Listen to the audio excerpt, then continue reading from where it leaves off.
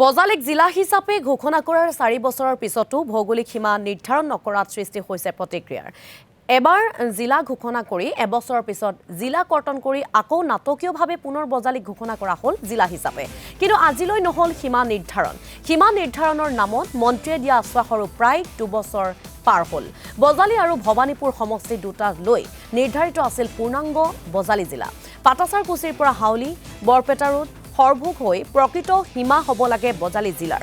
কিন্তু এতিয়া কেৱল বজালি সমষ্টিলৈ নামমাত্ৰ জিলা হৈ আছে বজালি, যাকে লৈ এতিয়া প্ৰতিক্ৰিয়াৰ সৃষ্টি হোৱা পৰিলক্ষিত হৈছে।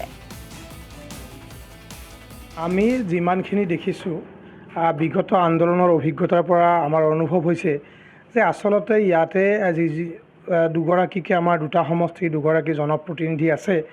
এই জনপ্ৰতিনিধিৰ যিখিনি ভূমিকা, আচলতে এই ভূমিকাৰ ওপৰত আমাৰ এতিয়া সন্দেহ হৈছে যে তেওঁলোকে বজালিবাসীৰ যি ন্যায্যপ্ৰাপ্তিৰ আন্দোলন, যে এখন পূৰ্ণ পৰ্যায়ৰ বজালি জিলা ঘোষণাৰ যি দাবী আছিলে, এই দাবীৰ ক্ষেত্ৰত তেওঁলোকে কি ধৰণে ৰাইজৰ পক্ষ লৈছে, এই কথাটোত কিন্তু এতিয়া লাহে লাহে আমাৰ সন্দেহ হৈছে।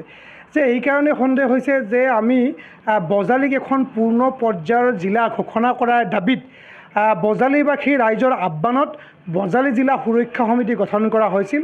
আৰু বজালি জিলা সুৰক্ষা সমিতিয়ে বছৰ বছৰ ধৰি যে বজালিক এখন পূৰ্ণ পৰ্যায়ৰ জিলা ঘোষণা কৰিব লাগে বুলি দাবী উত্থাপন কৰাৰ পিছত বিগত সময়ত অসম কেবিনেটত এক সিদ্ধান্ত মৰ্মে যে ইয়াত 3জনকৈ মন্ত্ৰীক দায়িত্ব দিয়া হৈছিল যে তেখেতসকলে বৰপেটা আৰু বজালি, যিহেতু বৰপেটা জিলাৰ কিছু অংশ কাটি আনি বজালি জিলাত সংলগ্ন কৰাৰ এটা বিষয় উত্থাপন কৰিছিলে।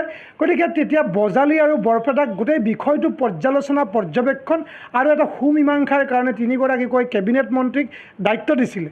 কিন্তু অতি দুৰ্ভাগ্যজনক কথা হ'ল যে সেই কেবিনেট মন্ত্ৰীয়ে এটা মাহৰ ভিতৰত তেওঁলোকে প্ৰতিবেদন দাখিল কৰি মুখ্যমন্ত্ৰীৰ হাতত, আৰু এটা মাহৰ পিছতে আচলতে এই জিলাৰ যিটো ভৌগোলিক চাৰিসীমা আছে বৰপেটা আৰু বজালিৰ মাজৰ সংঘাতটো বন্ধ কৰি এই ভৌগোলিক চাৰিসীমাটো তেওঁলোকে ঘোষণা কৰিব।